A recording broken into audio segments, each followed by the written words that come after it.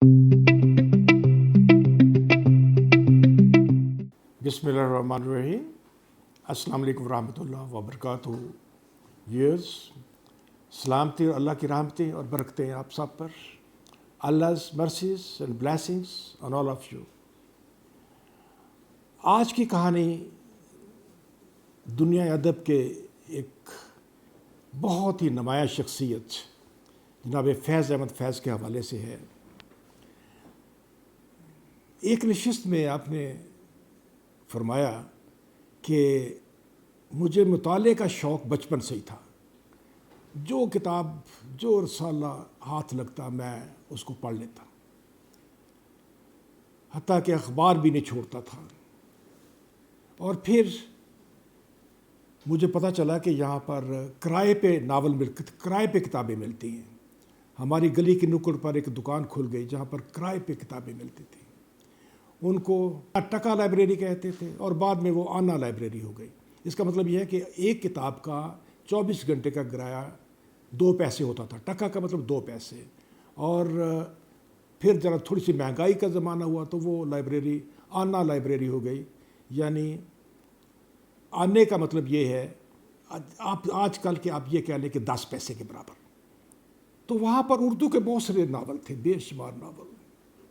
فیض صاحب کو novel interesting لگے تو انہوں نے ایک ایک کر کے وہاں سے نکلوانے شروع کیے اور بہت سارے ناول پڑھ لیے. ایک دن ان کے ایک والد صاحب کے ایک دوست انہوں نے لائبریری میں دیکھا تو ان کے والد صاحب سے شکایت کی، یعنی فیض صاحب کے والد سے شکایت کی کہ آپ کا بیٹا اردو ناول پڑھتا ہے. اس میں حیرت کی بات نہیں ہے. اس زمانے کے اندر اردو ناول پڑھنا دراصل برا سمجھا جاتا تھا کہ اردو ناول جو ہے یہ نہیں پڑھنے چاہیے. جب والد صاحب کو شکایت پہنچ گئی تو انہوں نے مجھے بلایا اور کہنے لگے کہ بھئی ناول اگر پڑھنا ہی ہے تو انگریزی کا پڑھا کرو. تو یہ میری شفٹ اوور تھی. میں نے اردو ناول چھوڑ دیے، انگریزی کے پڑھنے لگا اور وہ بھی مجھے بڑے مزے کے لگے. اور میں نے بتدریج ڈکنز، ہارڈی، بریڈلے، نہ جانے کیا کیا کچھ پڑھ لیا.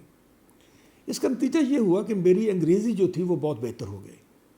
یہ فیض صاحب کہتے ہیں، میری بات نہیں ہے. فیض صاحب کہتے ہیں کہ میری انگریزی بہت بہتر ہو گئی.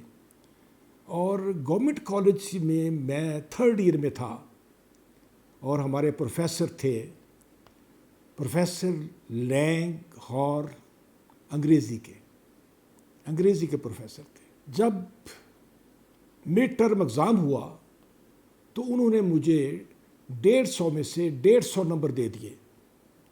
فل بٹا فل، آدھا ایک نمبر بھی کم نہیں. پروفیسر لینگ ہارن کے کولیگ، وہ بھی برٹش تھے، انہوں نے پوچھا پروفیسر اتنے نمبر کیسے؟ تو پروفیسر لینگ ہارن کا جواب سننے لائق ہے. کہنے لگے وہ اس لیے کہ میں اس سے زیادہ دے نہیں سکتا تھا. ان بٹوین آپ نے سمجھ لیا ہوگا کہ it was just a good, اتنا اچھا پرچہ تھا یہ کہ میں تو چاہتا تھا کہ اس کو 150 میں سے 160 دے دوں، لیکن میں مجبور تھا، میں دے نہیں سکتا تھا، اس لیے میں نے 150 میں سے 150 دیے. فیض احمد فیض ایم اے انگلش کرنے کے بعد لدھیانہ کالج میں ٹیچر ہو گئے تھے، لیکچرر کے طور پہ لیکچرر اپوائنٹ ہو گئے تھے اور وہاں کے پرنسپل انگریز تھے.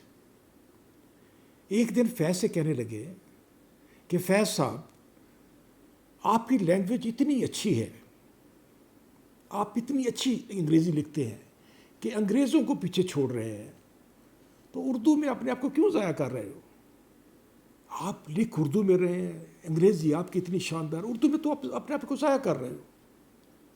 اگر انگریزی میں لکھو تو تمہارا مقام شیلے، کیٹس اور بائرن کے برابر ہو سکتا ہے، تم ان کو چھو سکتے ہو. فیض صاحب کا جواب یہاں بھی سننے لائق ہے. کہا نہ بابا نہ، میں ادھر ہی ٹھیک ہوں. مانا کہ تم بہت فراخ دے لو، مگر یہ میں جانتا ہوں کہ غیر انگریز کو تو کبھی تسلیم نہیں کرو گے. غیر انگریز کو تو تسلیم کرنے سے رہے.